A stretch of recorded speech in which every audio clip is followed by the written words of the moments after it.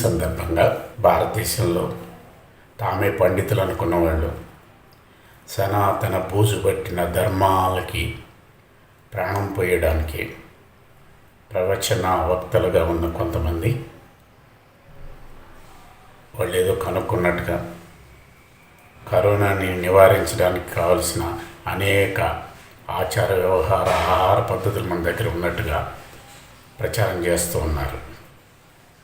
Social మీడియాలో కొన్ని ప్రధాన మీడియాలో కూడా వాళ్ళు కూర్చుని వాళ్ళ వాగాడంబరంతో వాళ్ళకుండే సంస్కృత భాషా ప్రావీణ్యంతో వాళ్ళకుండే బ్రాండింగ్ తోటి ఈ సనాతన ఏ కాలంలో కూడా పనికిరాని కాలం చెల్లిన ఆచారాలు అంటామా ధర్మాలు అంటామా వాటిని ఇప్పుడు ఈ కోవిడ్ సోకకుండా తీసుకునే జాగ్రత్తలకి ముడిపెడుతున్నారు. అందులో ఒకటి సోషల్ డిస్టెన్స్, అంటే మనిషి దూరంగా ఉండండి కనీసం 3 అడుగులు. అది వేరు. పూర్వం ఒక 3000 సంవత్సరాల పైబడి కులాల వర్గీకరణతో, అంటే ఆధిపత్య కులాలు అంటే అగ్రవర్ణాలు అగ్ర కులాలు, శూద్రులు అతి శూద్రులు అని భారతదేశంలో 1000 సంవత్సరాలుగా ఈ కుల వ్యవస్థలో మనం ఉన్నాం.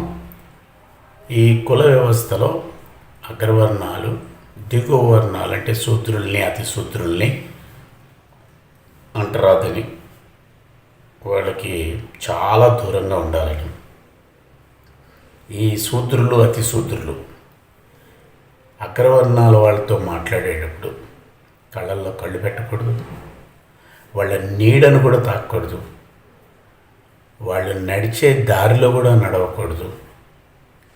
ఇటువంటి అనేక భౌతిక అంటరాని ఆంక్షల్ని విధించి ఆనాడు సమాజం వాళ్ళని శూద్రుల్ని అతి శూద్రుల్ని మానసికంగా భౌతికంగా హింసించిన అగ్రవర్ణాలు ఈ కోవిడ్లో తీసుకోవాల్సిన జాగ్రత్తలో సోషల్ డిస్టెన్స్ని ముడిపెడుతున్నారన్నమాట. ఇది అంటరానితనం కాదు. ఇది కానీ వాళ్ళు చెప్పే అంటరానితనం చాలా దుర్మార్గమైనది. అది మనుధర్మశాస్త్రానికి సంబంధించి అగ్రవర్ణాలు నిమ్న కులాల మీద చేసిన దాడిగా మనం చూడాలి. దాన్ని తిరిగి మళ్ళా తీసుకురావాలి. చూసారా, ఒకప్పుడు మాది ఛాందసం అన్నది ఈనాడు అందరూ పాటిస్తున్నారు. భారతదేశంలోనే కాదు యావత్ ప్రపంచం కూడా పాటిస్తూ ఉన్నది. ఆ రకంగా మన భారతదేశం మన సనాతన వైదిక ధర్మాలు చాలా ఔన్నత్యమైనవి అని చెప్పేసి ఓకదుంపుడు వాగాడంబరంతో కొట్టిపడేస్తున్నారు. ఇది మనం అర్థం చేసుకోవాలని చెప్తాను. ఇంకేం చెప్తున్నారు, ఎవరైనా చనిపోతే మన భారతదేశంలో దహనం చేస్తాము, ఇతర దేశాల్లో సమాధి చేస్తారు. ఇప్పుడు వాళ్ళు కూడా భారతదేశాన్ని అనుసరిస్తున్నారు. ఈ కరోనా శవాలన్నింటినీ కూడా దహనం చేయాల్సిన పరిస్థితి వచ్చింది. ఇది భారతదేశం మొత్తం యావత్ ప్రపంచానికి నేర్పింది అని చెప్తున్నారు. ఇది ఒక తప్పుడు వాదన. భారతదేశంలో కూడా శవాల్ని దహనం చేయడం కేవలం అగ్రకులాల్లో కొంతమందికే, శూద్రులు కానీ అతి శూద్రులు కానీ వాళ్ళ యొక్క ఎవరైనా చనిపోతే ఆ శవాలను పాతి పెడతారు, దాన్ని బొంద పెడతారు అని అంటాం. అంతేకాదు చిన్నపిల్లలు ఏ కులంలో చనిపోయినా వాళ్ళని కాల్చరు, బొంద పెడతారు. మరి బొంద పెట్టే సిద్ధాంతం ఉంది మన దగ్గర, ఆ పద్ధతి ఉంది. మీకు మన హైదరాబాద్లో పారిస్ గుట్ట అని రామ్నగర్ దగ్గర ఉంటుంది. ఆ గుట్ట మీద పెద్ద బావి ఉంటుంది. ఒకళ్ళు వాళ్ళ యొక్క ఇంట్లో చనిపోతే ఆ శవాలను తీసుకెళ్ళి బావిలో వేస్తారు. ఎందుకని అడిగాను. మనం చనిపోయిన తర్వాత మన శరీరం కూడా పక్షులకి ఉపయోగపడాలి అనేది మా సిద్ధాంతం అని చెప్పారు. అందుకని భారతదేశంలో కూడా దహనం చేయడం అనేది ఒక భాగమే తప్ప పూర్తిగా భారతదేశంలో అందరూ కూడా శవాలను దహనం చేయరు అని అర్థం చేసుకోవాలి. అంతేకాదు కాశీ వెళ్ళామంటే గంగా, పవిత్రమైన జలాలని చెప్పుకునే గంగా, అక్కడ శవాల్ని ఆ నదిలోకి వేసేస్తారు. మొత్తం కాలుష్యమయమైపోయింది. అందుకని భారతదేశంలో ఖననం చేయడం కానీ, కాల్చడం కానీ, ఈ అంత్యక్రియలు కానీ రకరకాల పద్ధతుల్లో జరుగుతూ ఉంటాయి. ఇప్పుడు కరోనా అనేది ఒక భయంకరమైన వ్యాధి, అంటువ్యాధి, కాబట్టి ఆ శవాల్ని కాల్చేయాలి. రెండోది ప్లేస్ కూడా, బొందబెట్టడానికి కావాల్సిన ప్లేస్ కూడా లేదు కాబట్టి అందరూ ఇప్పుడు చేస్తున్నారు. ఇదేదో భారతదేశ ఔన్నత్యంగా మనను చూసే మొత్తం ప్రపంచం నేర్చుకుంది చూడండి అని చెప్తున్నారు. సరే, అన్నిటిలో కన్నా దహనం చేయడం మంచిది అని చెప్తే నాకు అభ్యంతరం లేదు. కానీ ఇది ఒక్కటే భారతదేశంలో ఉన్నట్టుగా చెప్పి భారతదేశ ఔన్నత్యాన్ని ఈ విధంగా వాళ్ళు ప్రకటించడాన్ని భారతదేశం యొక్క పరువును తీస్తున్నారు అనేది నాకున్న అభిప్రాయం. ఇది రెండో అంశం. మైలు గురించి కూడా ప్రస్తావిస్తూ ఉన్నారు. మైలు పట్టడం కొన్ని అగ్రవర్ణాలు కొంతమంది చేస్తారు, కొన్ని కులాలే. శూద్రులు కానీ అతి శూద్రులు కానీ మైలు పట్టడం అనేది ఉండదు నాకు తెలిసి. ఆ శవ దహనం అనండి, కన్నం అనండి, పొందబెట్టడం అనండి, అది అయిపోయిన తర్వాత స్నానం చేస్తారు. 10-12వ రోజుని వాళ్ళ యొక్క కర్మలు అని చెప్పేసి చేసి ఇంత పోవ పెడతారు. కానీ అగ్రవర్ణాల్లో కొందరు 12 రోజులు మైలు పడతారు. అందులో కూడా చిన్నపిల్లలు మైలు మూడు రోజులే ఉంటుంది, అంటే పక్షిణి అంటాం దాన్ని. అట్లానే పెళ్ళైన ఆడపిల్ల కూడా 3 రోజులే పక్షిణి ఉంటుంది. అదేదో చాలా పవిత్రమైన కార్యంలాగా మైలు పట్టడం కూడా చాలా పవిత్రమైందని దానికి ఏవేవో అనుసంధానం చేసి ఇది మొత్తం ఈ రోజుని బయటికి వెళ్ళి వచ్చిన తర్వాత బట్టలు ఇప్పడాలు ఇవన్నీ కూడా మైలు అనే మన ఆచారం నుంచి వచ్చిందే అని చెప్పడానికి ఏమాత్రం జంకకుండా నిస్సిగ్గుగా ప్రవచనాల రూపంలో వాళ్ళు మాట్లాడుతూ ఉన్నారు. ఇది బాగా శోచనీయం. అందుకని ఈ మైలు పట్టడం అనేది కూడా భారతదేశంలో అందరూ చేయరు అనేది కూడా మనం అర్థం చేసుకోవాలి. అందుకని దహనం గురించి విన్నాం, ఈ మైలు పట్టడం గురించి తెలుసుకున్నాం. ఇకపోతే మాస్క్ ధరించడం అనేది అది వైదిక ధర్మం కాదు. మీరంతా కూడా పరిశీలిస్తే జైన మతస్థులు ఇప్పటికి కూడా చాలామంది మొత్తం ముక్కు నోరు వాటిని కట్టుకుని ఆ జైలు సూక్ష్మజీవులు ఎక్కడ చనిపోతాయో అని చెప్పి కారుణ్య సిద్ధాంతం చెప్తూ కట్టుకుంటూ ఉంటారు.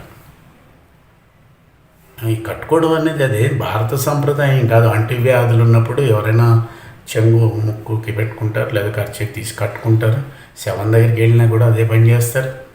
అంటువ్యాధులు టీబీ కానీ, లేకపోతే కలరా కానీ, లేకపోతే జలుబు చేయడం కానీ, దగ్గడం కానీ, ఇటువంటి లక్షణాలు ఉన్నప్పుడు ఆ రోగి దగ్గరికి వెళ్ళినప్పుడు తీసుకోవాల్సిన జాగ్రత్తలన్నీ కూడా తీసుకుంటారు. ఇది ఒక వైద్యానికి సంబంధించిన మాస్క్ కట్టుకోవడం తప్ప ఇదేదో భారతీయ సనాతన ధర్మం నుంచి వచ్చిందని చెప్పడం ఇది కూడా తప్పు అని చెప్పేసి ఈ సందర్భంగా నేను మీకు తెలియజేస్తూ ఉన్నాను. ఇకపోతే దండం పెట్టడం అనేది కేవలం భారతదేశంలోనే ఉన్నది. నమస్కారం, అది మన యొక్క సంస్కారం, మన సనాతన ధర్మం యొక్క సంస్కృతి. ఇది చాలా గొప్పది. ఇప్పుడు అందరూ కూడా అనుసరిస్తున్నారు. ఈ షేక్ హ్యాండ్లు ఇవన్నీ కూడా వెనక్కి వెళ్ళిపోయినాయి అని చెప్తున్నారు. సంతోషం. ఇది ఒక భారతదేశంలోనే లేదు. ఆసియా ఖండంలో పరిశీలిస్తే పక్కనున్న జపాన్ కానీ, అది చైనాలో కానీ చాలా చోట్ల దండం పెట్టడం ఉంది. వాళ్ళకేమైనా కొత్త ఏమో కానీ నాకేం కొత్త కాదు. బౌద్ధిజంలో కూడా వాళ్ళు దండమే పెడతారు. నేపాల్లో చూసినా ఎక్కడ చూసినా కూడా దండం పెట్టడం మంచిదా, లేకపోతే దగ్గరికి తీసుకుని హక్కును చేర్చుకోవడం మంచిదా?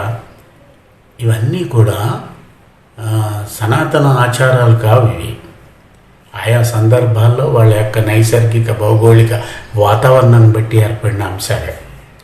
షేకెండ్లు కూడా హోదాను బట్టి ఉంటాయి. ప్రణామం చేయడం అంటే ఒకరినొకరు గౌరవించుకోవడం అనేది హోదాను బట్టి ఉంటుంది.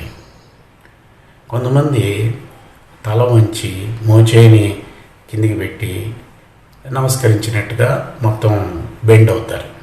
ఇదొక పద్ధతి. కొంతమంది దండం పెడతారు. కొంతమంది సాష్టాంగపడి కాళ్ళని పట్టుకుని కాళ్ళకి అద్దుకుంటారు పెద్దవాళ్ళు. అందుకని బానిసలు ఒక రకమైన పద్ధతిలో దండాలు పెడతారు. వాళ్ళకి సరి సమానమైన హోదా కానీ బంధుత్వాలు ఉన్నప్పుడు కానీ చేసేది ఒక పద్ధతి ఉంటుంది. ఈవెన్ షేక్ హ్యాండ్ కూడా వాళ్ళ స్థాయికి సంబంధించిన వాళ్ళతో షేక్ హ్యాండ్ ఇస్తారు, కానీ అందరికీ షేక్ హ్యాండ్ ఇవ్వరు. అదేవిధంగా మనం ఒక ట్రైన్ ఎక్కించడానికి వెళ్ళినప్పుడు, బస్సు ఎక్కించడానికి వెళ్ళినప్పుడు, ముఖ్యంగా ప్లేన్ ఎక్కించడానికి వెళ్ళినప్పుడు మనం అందరం కూడా వాళ్ళకి ఆహ్వానం పలికేటప్పుడు చేయగలుగుతాం, చెయ్యిని ఇలా ఊపుతాం, చేయగలుగుతాం. వెళ్ళేటప్పుడు కూడా విష్ చేస్తాం.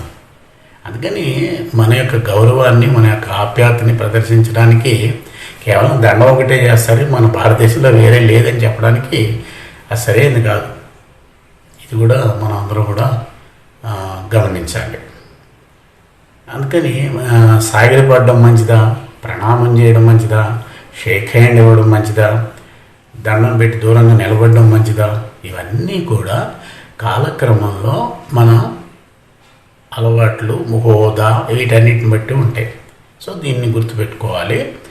ఇప్పుడు ఏంటంటే ఈ కోవిడ్-19 అనేది మన చేతులకి అంటుకునే ప్రమాదం ఉంటుంది. కాబట్టి షేక్ హ్యాండ్ ఇస్తే ఆ షేక్ హ్యాండ్ ఇవ్వడం ద్వారా అవతల వ్యక్తులకు కూడా అది ప్రవేశిస్తుంది.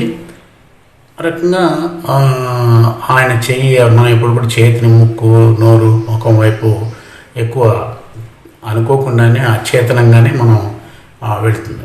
అందుకని తగులుతుంది అని చెప్పి షేక్ హ్యాండ్ ఇవ్వకండి, దండం పెట్టండి అని అన్నారు. దండం పెట్టకపోతే హలో అని చెప్పి ఇలా విష్ చేయొచ్చు. ఇప్పటికి కూడా చాలామంది మనం గవర్నమెంట్ ఆఫీసులో అక్కడ పనిచేసేటప్పుడు హాయ్ అని అంటాం, గుడ్ మార్నింగ్ అని అంటాం, అందరం శుభోదయం అని అన్నాం. అందుకని ఈ ఆరోగ్య సూత్రాల్లో భాగంగా మీరు స్ఫురించకండి అంటే దగ్గరికి వెళ్ళి తగలకండి అని చెప్తున్నాను. దాన్ని అలా అర్థం చేసుకోవాలి. ఇంకో ఆయన ఏం చెప్తాడంటే బొట్టు గురించి మాట్లాడతాడు. అన్నీ లేనివన్నీ చెప్పి మాట్లాడటం. బొట్టుకి ఈ కోవిడ్-19కి ఏం సంబంధం ఉందని, బొట్టు పెట్టుకుంటే అంటే ఎర్రని బొట్టు, అందులో కూడా కనుబొమ్మల నడుమున ఎర్రని బొట్టు కనుక పెట్టుకుంటే సూర్యుని యొక్క మొదటి కిరణం దాని మీద పడి అది లోపలికి వెళ్ళి సుషుప్తానాడిని ఆయన ఏవో చెప్తూ ఉన్నాడు. ఆరా ఉంటుంది, మనకి చక్రాలు ఉంటాయి, ఆ చక్రాలకు వెళ్ళి ప్రభావితం చేస్తాయి, మనలో ఒక చైతన్యం వస్తుంది, ఇవన్నీ చెప్పేస్తున్నాడు. అంటే వీళ్ళేదో పెద్ద సైంటిస్టులాగా అన్సైంటిఫిక్, అశాస్త్రీయమైన వాటిని శాస్త్రాలుగా చెప్పేసి బుర్రల్ని బూజు కొట్టేటట్టుగా చేస్తున్నారు. ఇది నేను చెప్పదలుచుకున్నది. బొట్టు పెట్టుకోండి, అందంగా ఉంటుందని పెట్టుకుంటున్నారా, భక్తికి పెట్టుకుంటున్నారో పెట్టుకోండి. భారతదేశంలో అందరూ కూడా సింధూరం పెట్టుకోరు. శైవులు ఉన్నారు, వాళ్ళు అడ్డనామాలు పెడతారు, అది విభూది నామాలు, ఎక్కడ ఏర్పు అనేది ఉండదు. అట్లానే మన ఆచార్యులు ఉన్నారు, వాళ్ళు యూ షేప్లో, కొంతమంది వి షేప్లో, కొంతమంది పంగనామాలు పెట్టుకుంటారు. కొంతమంది ఉంటారు సన్నటి ఎర్రని బొట్టు కనుబొమ్మల మధ్య నుంచి ఆ జుట్టు తగిలే వరకు నుదురు మీద పొడుగ్గా పెట్టుకుంటారు. కొంతమంది గంధం, ఓన్లీ గంధమే, గంధం బొట్టు పెట్టుకొని కళ్ళకి పక్కన కూడా పెట్టుకుంటారు.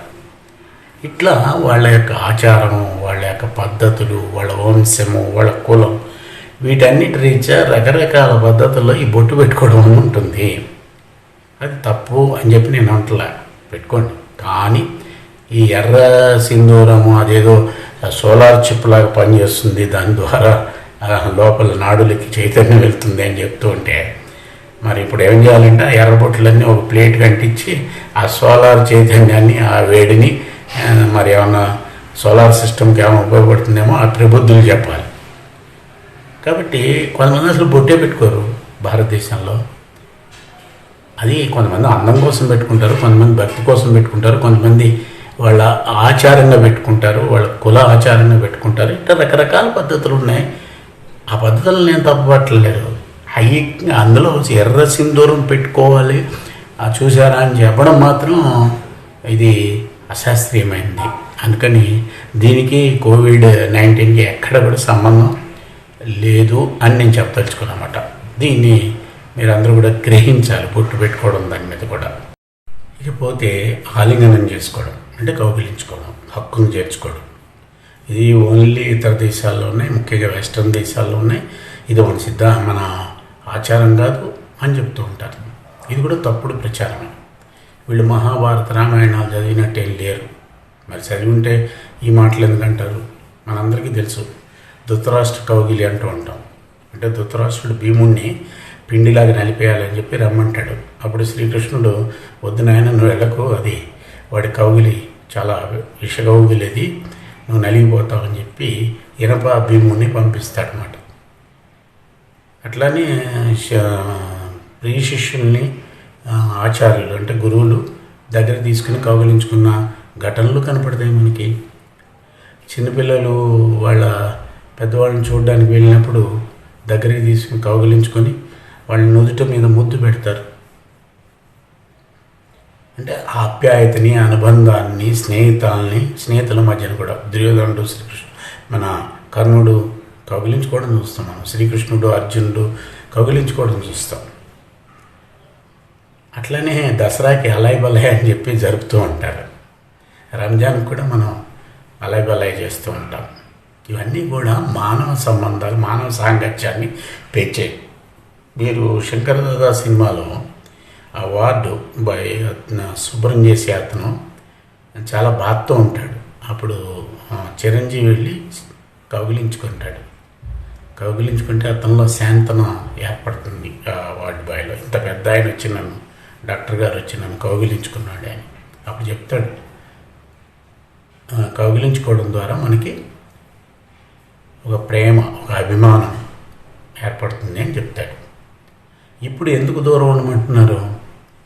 ఈ కరోనా అనేది చాలా భయంకరమైన వైరస్ కాబట్టి, ఇది చాలా తొందరగా మనిషిలోకి ప్రవేశించే ప్రమాదం ఉంది కాబట్టి వద్దు అని చెప్తున్నారు. దానికి ఏదో కౌగిలించుకోవడం అదంతా ఫారిన్ కల్చర్ మనకి లేదు అని నమ్మవలకడానికి, బొంకడానికి ఎటువంటి సంకోచం లేకుండా ఈ ప్రవచనాలు మాట్లాడే వాళ్ళందరూ చాలా తప్పు మాట్లాడుతున్నారు కదా. దీనంతా ఒక దైవత్వానికి ఆపాదిస్తున్నారు. ఆహారం మీద కూడా అట్నే మాట్లాడుతున్నారు. ఒక ఆయన కేంద్ర మంత్రి మాట్లాడాడు, ఆవు మూత్రం తాగితే కరోనా రాదని. ఇక వాళ్ళు ఏమన్నారు, పాలకులు వాళ్ళు. ఆవు మూత్రానికి రాదు, ఆవు ఆక్సిజన్ తీసుకుంటుందట, ఆక్సిజన్ ఇస్తుందట. ఇవన్నీ తమాషా. ఆవు మీద గౌరవం ఉంటే, ఆవు పాలు మంచివి అనుకుంటే, ఆవును పూజించడం మంచిది అనుకుంటే పూజిద్దాం. కానీ మూత్రం తాగండి, లేకపోతే అది ఆక్సిజన్ తీసుకుని ఆక్సిజన్ ఇస్తుంది అనే అన్సైంటిఫిక్ విషయాల్ని ఇక్కడ చూపిస్తూ ఉన్నారు. ఇవి సనాతన ఆచారాల పేరిట తిరిగి మళ్ళా సమాజాన్ని వెనక్కి నడిపించాలని చూస్తున్నారు. భారతదేశం 65% ఎక్కడ ప్రపంచంలో లేని విధంగా యువత ఉన్న ఏకైక దేశం మన దేశం. ఈ యువశక్తిని నిర్వీర్యం చేయడానికి వీళ్ళ ప్రవచనాలు, దాన్ని ప్రచారం చేస్తున్న మీడియా ద్రోహం చేస్తున్నాయి యువతకి. అందుకే నేను మీ ముందుకు వచ్చాను. నేను చెప్పినవన్నీ మీరు గ్రహించండి. ఒక రోగం అంటువ్యాధి ఉన్నప్పుడు తీసుకోవాల్సిన జాగ్రత్తలకి మన సనాతన ఆచారాలకి ఎక్కడ సంబంధం లేదు. మన ఆచార వ్యవహారాలు, ఆహార పద్ధతులు, ఆహారం గురించి ఏం మాట్లాడుతున్నారు? అల్లం రసం తాగండి, మిరియాల రసం తాగండి, నిమ్మరసం తాగండి, అది తాగండి, ఇది తాగండి అని చెప్తున్నారు. అది తాగమని చెప్పడం తప్పు కాదు, కానీ అది చెప్తూ ఇవి తాగితే మీకు కరోనా రాదు అని చెప్తున్నారు. అక్కడ నేను నిమ్మరసం మంచిదే, మిరియాల రసం మంచిదే, అంతేగాని రాదని చెప్పకండి.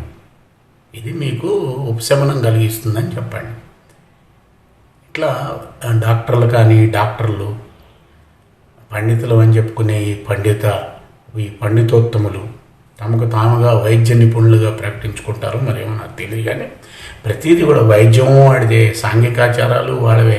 అన్ని మతానికి, వైదిక ధర్మాలకి ముడిపెట్టేసి బోడగుండికి, మోకాలికి ముడి వేసి మాట్లాడుతూ ఉంటారు. అందుకని ఈ మాటల్ని మనం అందరం కూడా పరిశీలించాలి. వీళ్ళ యొక్క కూతల వెనకాల తిరిగి 3000 సంవత్సరాల క్రితం నాటి మూఢాచారాలని అనాచారాలని తీసుకొచ్చి అవి సనాతన సత్సాంప్రదాయాలుగా చెప్పడానికి ముందుకు వస్తున్నారు. జాగ్రత్తగా ఉండమని చెప్తున్నాను.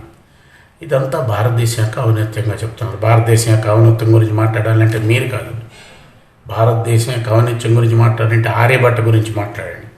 భారతదేశం ఔన్నత్యం గురించి మాట్లాడాలంటే చరక సంహితం ఆయుర్వేదంలో ఒక ప్రపంచానికి ఒక వైద్యాన్ని నేర్పిన వైద్య పితామహుడు ఆ మహర్షి చరక మహర్షి గురించి మాట్లాడండి.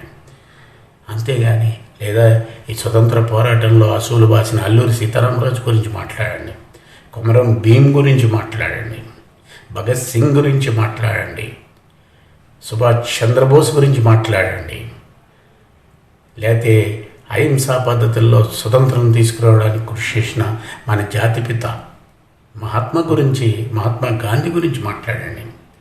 14 భాషల్లో ప్రావీణ్యం సంపాదించిన అంబేద్కర్, ప్రపంచంలోనే అనేక మంది ప్రసిద్ధి చెందిన మహాపురుషుల్లో ప్రథముడుగా నిలిచిన మన అంబేద్కర్ గురించి మాట్లాడండి. అంతేగాని ఈ చెత్త చెదారం సనాతన ధర్మాలు వైదిక ధర్మాలు అని చెప్పి మీ అగ్రకులాలకు పరిమితమైన దౌర్భాగ్యమైన నికృష్టమైన ఆచారాల్ని కోవిడ్ సందర్భంగా ఆచరిస్తున్న జాగ్రత్తలకి ముడిపెట్టడం సరికాదు. ఇది గ్రహించమని యువత ముందుకు రావాలి అని చెప్పేసి, సరైన మార్గంలో పయనించాలని చెప్పేసి సవినయంగా నేను ఈ విషయాలు మీకు తెలియజేశాను. నేను మాట్లాడిన దాంట్లో తప్పులు ఏమన్నా ఉంటే నా దృష్టికి తీసుకురామని చెప్తున్నాను. నేను మీ పిఎన్ మూర్తి, సామాజిక విశ్లేషకుడిని. మీ అందరికీ కూడా కృతజ్ఞతలు తెలియజేస్తున్నాను.